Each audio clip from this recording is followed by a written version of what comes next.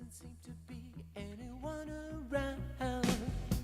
I think we're alone now. The beating of our hearts is the only sound. Look at the way we gotta hide what we're doing. 'Cause what would they say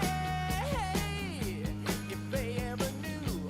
And so we're running just as fast as we can, holding on to one another's hands, trying to get away into the night. And then you put your arms around me and we tumble to the ground. And then you say, I think we're alone now. There doesn't seem to be anyone around. I think we're alone now. The beating of our hearts is the only sound.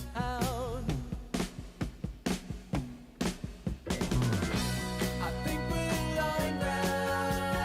Doesn't seem to be anyone around. I think we're alone now. The beating of our hearts is the only sound. I think we're alone now. There doesn't seem to be anyone around. I think we're alone now.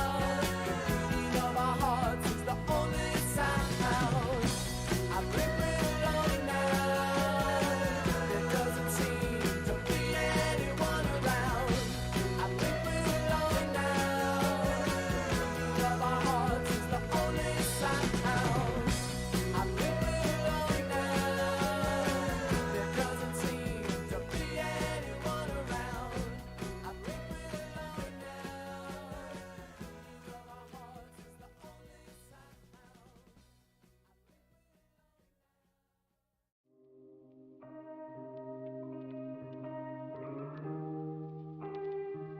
sound.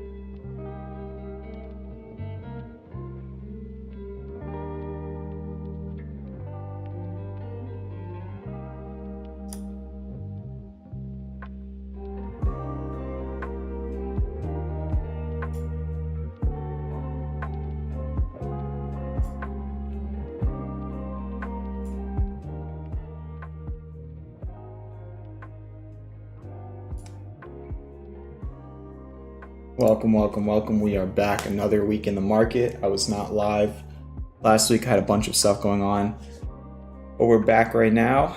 And this week's going to be a little bit shaky as well, but the next month, pretty much like all of November, going to be a lot of streams, morning and night. I've still been doing the morning live trading in premium. Was able to turn a losing day into a winning day today, switching from puts to calls. If you watch the recording, you can see how I did that. It's the last live stream on my channel. And yeah, this week we've got some interesting earnings. We already had a bunch of banks come out with earnings yesterday and today. You had Charles Schwab, you had even some other names, Bank of America, Goldman Sachs. And then outside of that, we also had Johnson & Johnson, one of the biggest stocks in the USA. You had United Airlines tomorrow. We have a couple of them before market. NASDAQ, Morgan Stanley, Abbott Laboratories, Procter & Gamble.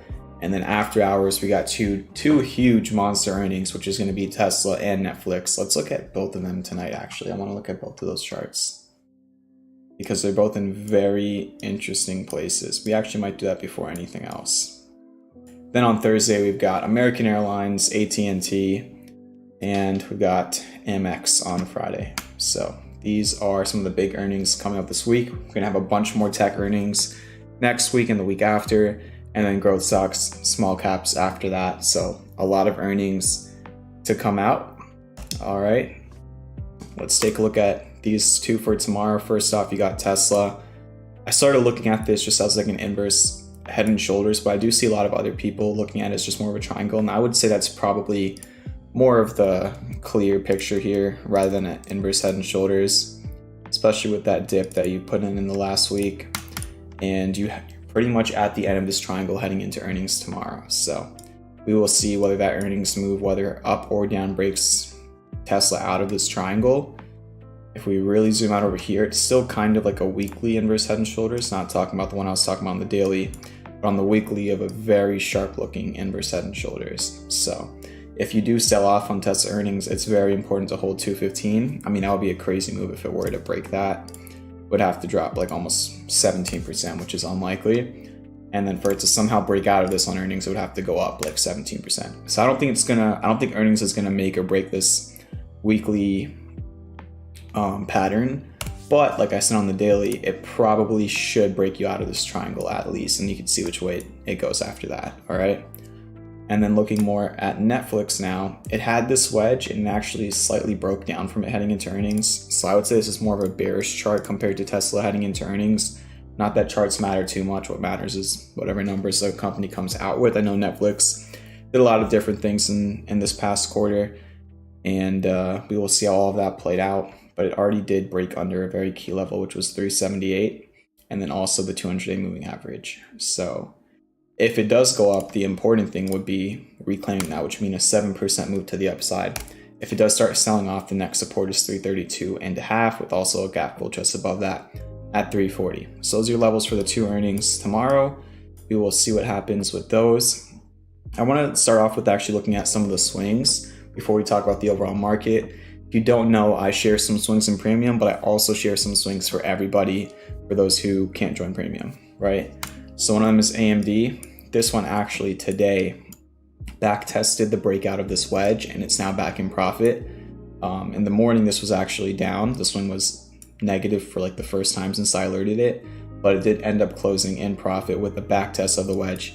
And here's what's really setting up that's very interesting on AMD on the 4 hour, okay?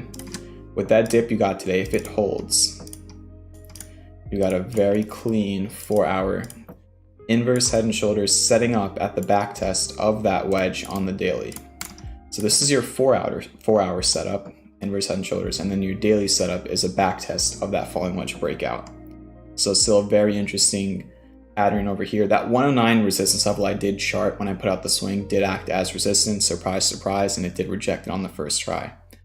We've also got a couple others that weren't stopped out in the blood over the last couple of weeks. All right, you have Enphase. A lot of chatter on Twitter about Enphase right now. This swing never got stopped out. This has been a swing since like August, okay? This is not a new swing. It's been around for a while, but it's still on the sheet. It's still an active swing. And basically what it did since I put it out was it went down to test the stop, never confirmed the daily candle close, breaking it. And now it's rallied back up. And for the second day in the past week, it's tested literally the exact area in which I alerted at 132.13. So you can actually see I have an alert set there, because just even as like a short-term trader, if that level breaks, you reject it on the daily 3 times now. It could really potentially get you move all the way up to 150, which is this gap fill from August 2nd. And then the last one I want to talk about, all right, shout out to a premium member who brought this to my attention. Not AI, Carvana. We're going to talk about AI next, but Carvana, it's down. It's also been testing the stop, and I did decide to keep it on the sheet. I put that in the swing updates channel of the Discord, but this still looks very interesting. You're still in this wedge. You got a bullish pin bar yesterday, classic bullish divergence today. The key thing is just to get back above 37 on this, which is your lows from August. If it can do so, that's a wedge breakout. That's classic bullish divergence playing out. If we go over to like a weekly time frame on this one, it has that look to it. It has that rounding bottom and then potentially a flag here, kind of like a cup and handle setting up here. So the question is, could this come next? As long as you hold that level, this is a very, very key area for Carvana to start showing some life. So I'm looking out for that as well. A name today that actually is quite a similar chart in certain ways because of the run up it had earlier in the year is AI. This is not a swing, but I do want to talk about it. It was up 6% today with the bullish engulfing candle. If this can just clear the 200-day moving average, there's room up to probably 31 bucks. We've got a gap fill sitting right at that level. So this already broke out of a falling wedge. Unfortunately, it did not hit the textbook target of this bullish bat, which would have been down at 2050. That would have been beautiful because that was also a support back from March. But it's pivoting just above that. And I took another look at this chart. And instead of a bat, what if it's more? And the issue with doing like this is the C point's too shallow. But you did start bouncing at the 786 retrace on the D point, and you did pivot at the 618 on the B point. It has 2 out of the 3 major factors to get a bullish Gartley. So it's not a textbook one, but those are just 2 things I did want to talk about. So we will see if this can clear the 200-day moving average. It has some room. A name today that got hit pretty hard. It only closed down 5%, closed with a doji candle, but it was down at one point today. 8% was Nvidia. Okay. So let's go down to the news over here.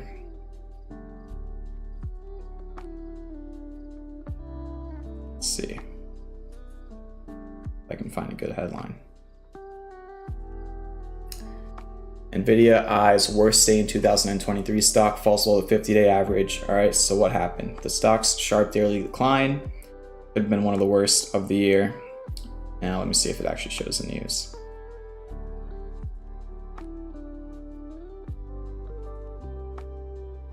It's not a great article for it. All right.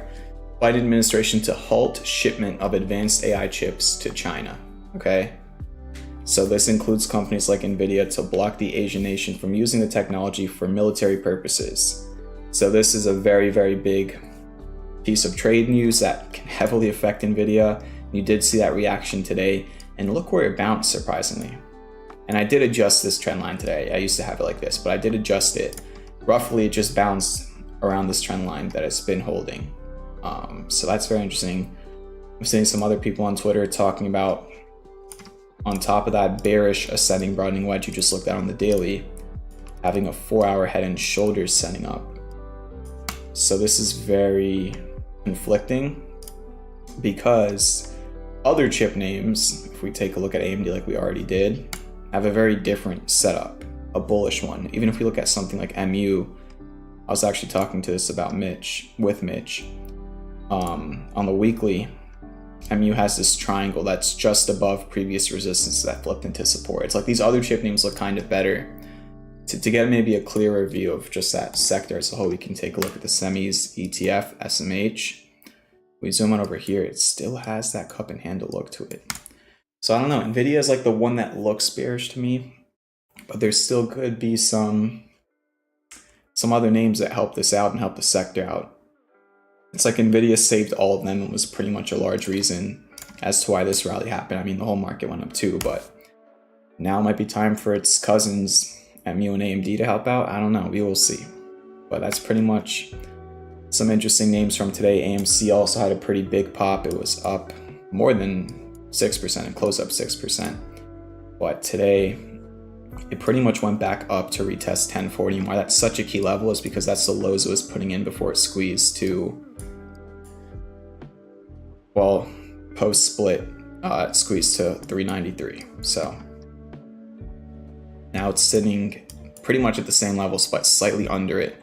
Got above it for one day and then rolled over last Friday. All right.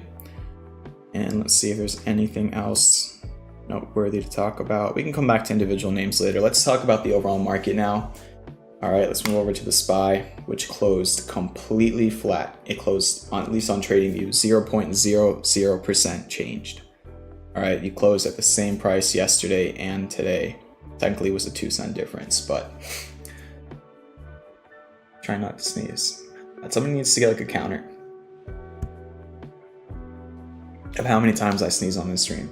What's up, Corey, Frank, Dave, KLF, AK, Tenderfoot, Keenan, Zeke, and Medi in the chat? If you're watching the stream, use your phone or whatever device you're on and drop some vibes in the chat unless you're watching on TV. Let me know that you're in here. Hit the like button, hit the subscribe button, and let's talk about what is going on in the market. So, for right now, you're still okay technically. All right, the key level over here, the key zone over here is that 430-ish area. That was your major high from last August. It flipped into support in June. You held it in August of this year, and then you broke under it just for a couple weeks in the beginning of this month or the end of September. You then rallied above it, flipped it back into a support last Friday. You held it, and then you've spent now 2 days staying above it. Today, we go to lower time frames. All right. We go to lower time frames today. There is still kind of this inverse head and shoulders setup, and it looked like it was going for the breakout earlier today, but basically what it did was it got above, it was the highest prices in over a week today, or in exactly a week. All right, you've been testing that 437 level as resistance almost every single day for the past week, rejecting it. Today you broke above it, and that small area in which you broke above it was actually a 120% profit trade for me in the live trading this morning. But I was able to take profits at the exact high of day. I'm not even joking, I took profits. I can give you the exact time I took profits on it. I took profits, let's see, just took full profits at 120% at 12.26. Right, I got into these at 11.15. So I got into those SPY calls right over here, okay? Right over here I got into those SPY calls, and then I got out of them literally right there. So this was my trade. Now I did miss that first leg of the move. I actually tried to trade puts over here, and then I got stopped out when it broke above a new session high, and then lost a little bit of money in those puts, switched to calls, and then from this arrow to this arrow is how I traded puts. Sorry, how I traded calls. And I made more on those calls than I lost on the puts. But yeah, I literally took profits right at the high of day on those calls, kind of.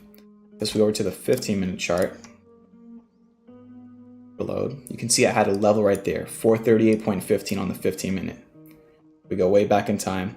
It has some previous price action, but it was roughly this area where you were close to the gap fill, not quite there. And this is where probably a lot of people got tricked. All right, that was actually my initial target when I took that call trade, was to play this gap fill, which is a little bit higher than that at 438.4. But if we go back over to the 5-minute today, you can see over here, you pretty much broke above this. You started going higher, but the volume remained the same, and I did not like that. Because you had good volume, a little bit better volume over here on this move, then you started seeing slight, it was like half the volume on these 5-minute candles. I'm like, all right, I'm taking profits. All right. And you did get a decent bounce off of 434.34 at the end of the day, which is this wick down from Monday. Bounced higher, not too bad. Kind of the same idea going into tomorrow as well.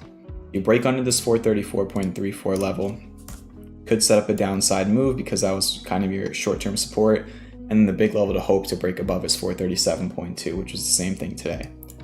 The thing is, you still have that unfilled gap if we go over to the 1 hour, sitting there at 438.4. So even if you do break this, it's like this whole entire area, and I guess I should just keep a chart like this, is now your resistance and kind of the ceiling for the SPY in the short term.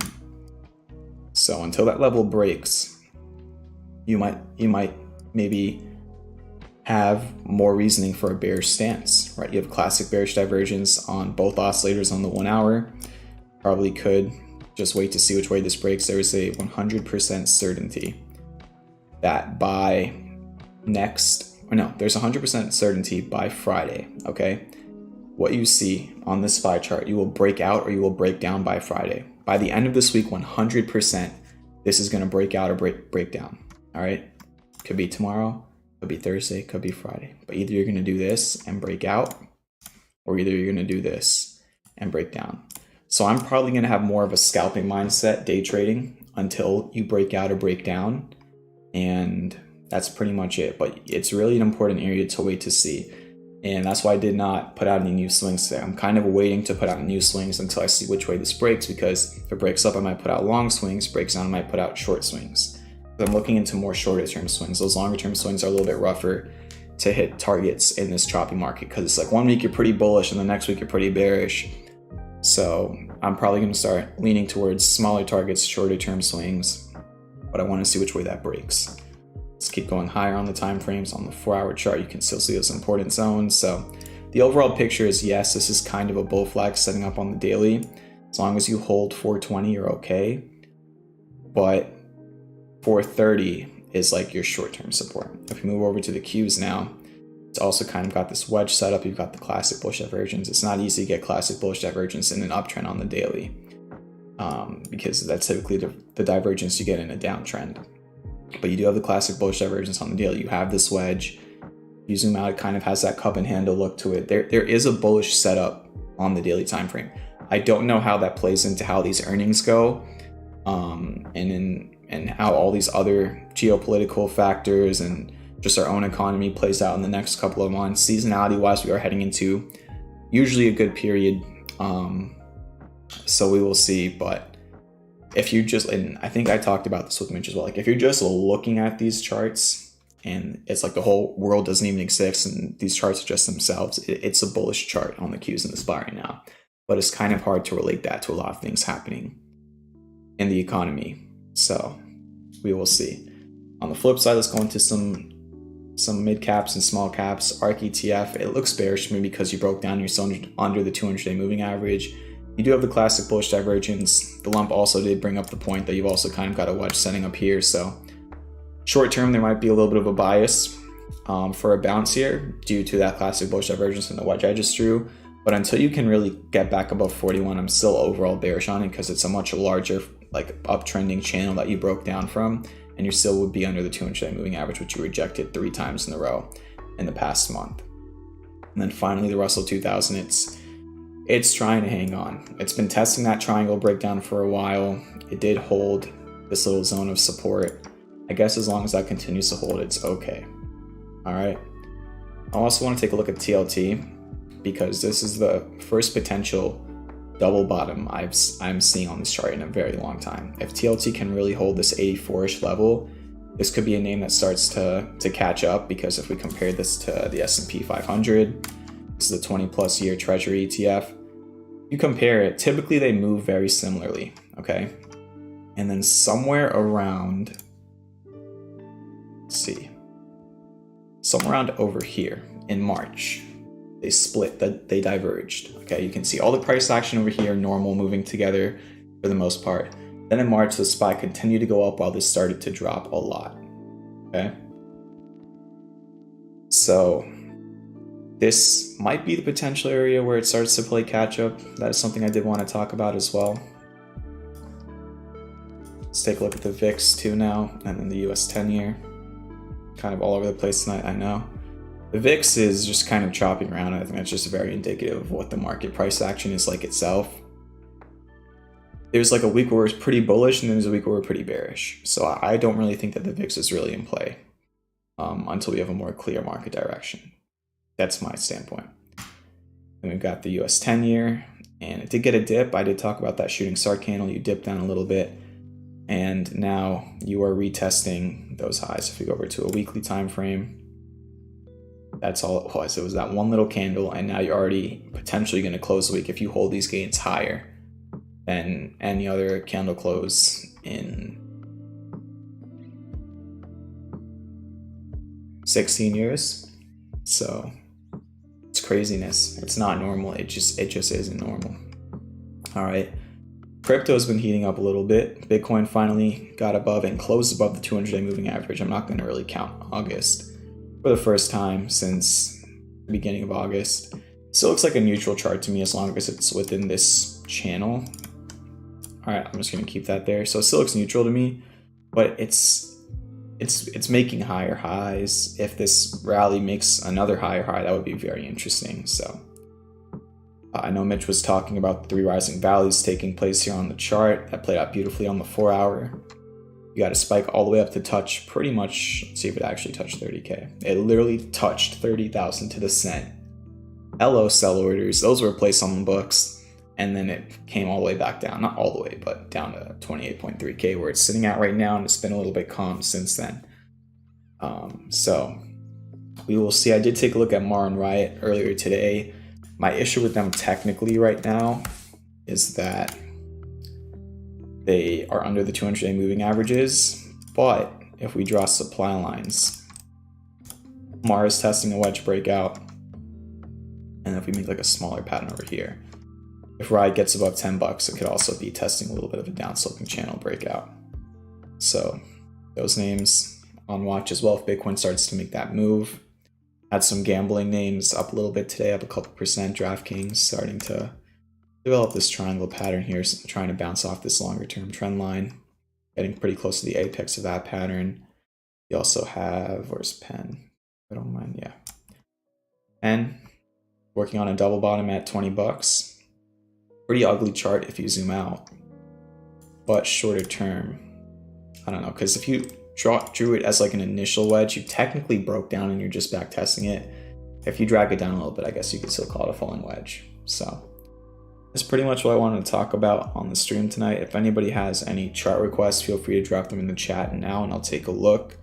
While you all are dropping chart requests, we'll look at some random stuff. We got oil starting to get a little bit of a bounce, could go back up to retest the top of this rising wedge.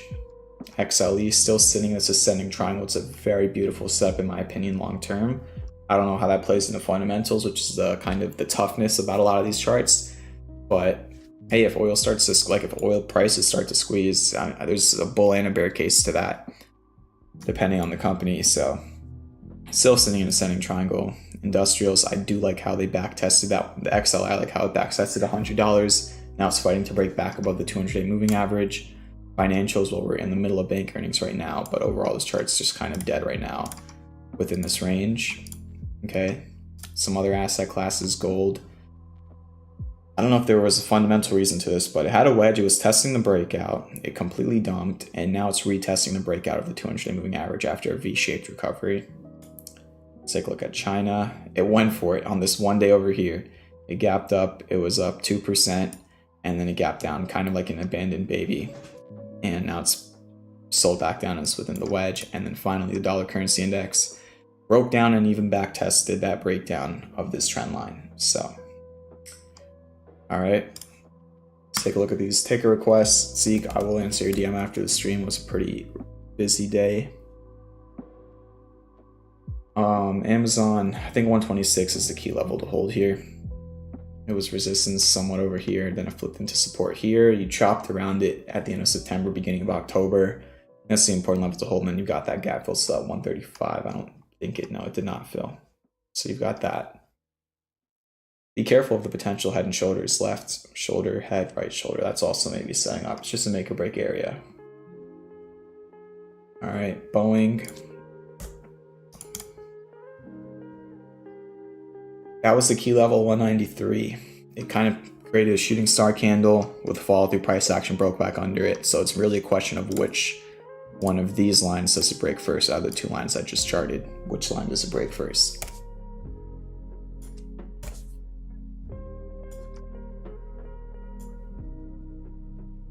I've not looked at Rocket in a long time. I used to trade that quite a bit. I am TKO. I actually went and saw the WWE headquarters today. Pretty funny. Rocket looks, I don't know, it looks neutral long term, sitting in this range.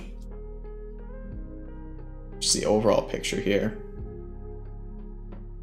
But short term, it does have like a little bit of a trend line right there, so I guess that's the important level to hold. Palantir, beautiful, beautiful support hold at 14 and now it's rallying. And it's just a question of does it break under 14 first or does it break above 20 first? It's kind of like the new range. UWMC trying to break above the 200-day moving average right now. It already broke out of this wedge and that's been playing out with some classic bullish divergence. I'd say the next key level is 541 from this low here last November. You could see some resistance there from September of this year. TKO.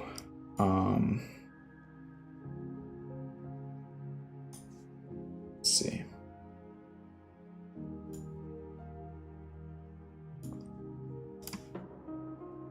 To me, it looks like it broke under a very important trend line. It was an ascending broadening wedge and it broke down.